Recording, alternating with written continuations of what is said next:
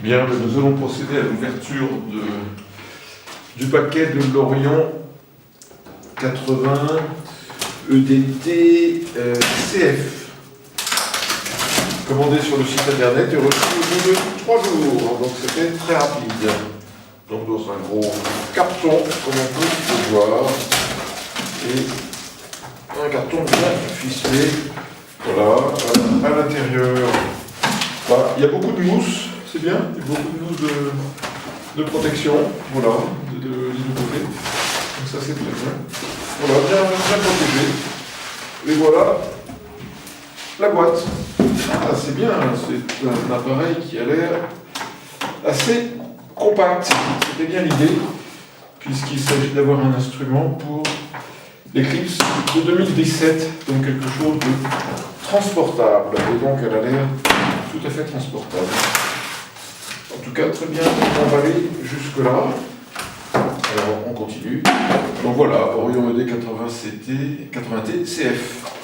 La peau chromatique, 80 mm de diamètre, à f6. Donc c'est pour du ciel profond et des champs larges. Et en principe, elle est recommandée à la fois pour le visuel et la photographie. Donc, destiné en principe à voyager. Voilà, alors toujours bien empaqueté. Donc avec du polystyrène, donc le polystyrène a une jolie valise. Une jolie valise. Alors, on va sortir.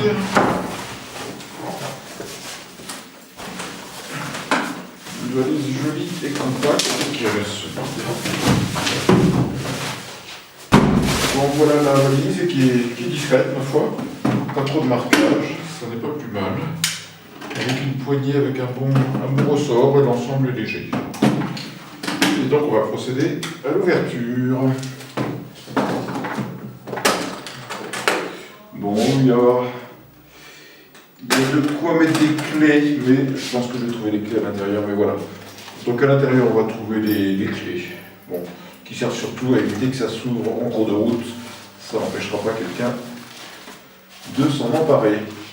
Donc ensuite, bien un manuel dans une petite pochette, bon, bien rangé, manuel léger, et puis surtout après, on va découvrir l'instrument, donc l'instrument bien empaqueté dans de la mousse.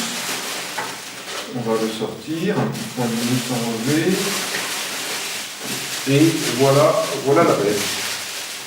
Voilà la bête. Alors, est-ce qu'il y a d'autres choses dans la boîte? Non, il y a des coins de mousse préformés. Bon, et ici, il y a quand même quelque chose. Ah bah, une clé à laine. Une clé à laine qui sera certainement utile pour le pied, pour pouvoir changer le pied, changer le sens du pied. Et voilà l'objet. Voilà l'objet. Donc vraiment bien empaqueté. Ce qui vient de tomber, c'est le cache qui... Eh ben non, je ne sais pas où il était, celui-là.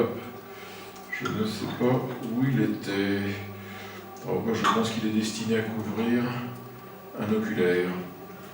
Donc voilà la bête. Le tube est relativement léger, avec le pare-buée rétractable, et qui se visse ici bien sûr. Et puis, ce qui est très bien, c'est que c'est un cache objectif qui se visse. Ça, c'est vraiment pratique. Voilà, il se visse très bien derrière. Un bel objectif, je ne vais pas le regarder trop. De 80 mm, triplet pocomatique, ouvert à f6. En verre FPL 53. Qui normalement donne de bonnes images. Voilà. Après, il y a de quoi mettre un chercheur, bon, une belle queue d'aronde. Ici, nous avons un porte-oculaire Crayford, très doux, avec une démultiplication 1/10. Et puis, bien sûr, la vis de blocage ou de serrage, d'ajustement. Ça, je ne sais pas encore ce que c'est, donc il faudra que je regarde. Et puis, on a derrière un porte-oculaire en 50 mm 8 avec le réducteur ici. Donc voilà, Si on dévisse ça, on va pouvoir enlever le réducteur. Non, je n'arrive pas encore. Ah bah oui, c'est normal, il y a 3 vis. 3 vis pour enlever le réducteur à 1+25. Voilà, ici le réducteur à 1+25 avec un beau bouchon. Et si je me souviens bien, à l'intérieur, on a la vis de serrage avec un anneau de serrage. Donc ça c'est vraiment très bien parce que ça évite de massacrer ses oculaires.